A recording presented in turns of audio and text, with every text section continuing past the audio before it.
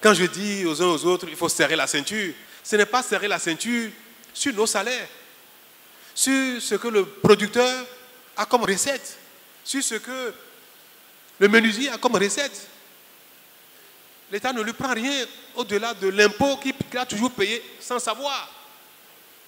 Ce n'est pas que quand la couturière travaille, je lui demande de ne pas dépenser son argent. Est-ce qu'on a déjà demandé à quelqu'un, dans son salaire, dans ses recettes, de ne pas faire ce qu'il veut à son argent?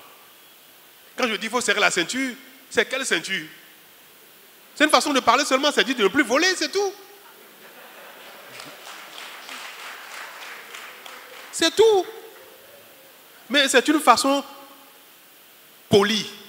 C'est une façon de dire aux gens, contentez-vous de vos salaires. Contentez-vous de vos revenus. Revenus de votre travail. Que le député se contente de son salaire de député. Que le ministre se contente de son salaire. Que le douanier arrête de voler. Que le gendarme, le policier, le directeur d'école, l'infirmier qui, comme tous les autres, vole, lui aussi vole les médicaments et il vend. Que tout ça la cesse. Même si tout ça permet à l'argent de circuler, que l'argent qui doit circuler soit l'argent que chacun mérite. Et que le reste aille construire les routes, les hôpitaux, les centres de santé, l'eau, l'électricité, les cantines scolaires pour nos enfants. Mais c'est incroyable. En moins de 5 ans, nous avons réussi à diminuer de beaucoup ce que le blanc appelle cette déperdition. Les bons d'essence. Quand quelqu'un quitte ici, Pleucamin, il va voir son parent dans un ministère, en se levant, il dit, il n'y a pas de bon d'essence pour moi. L'argent qui ne parvient pas à mener de l'eau dans les villages, à faire les pistes pour désenclaver les terres noires.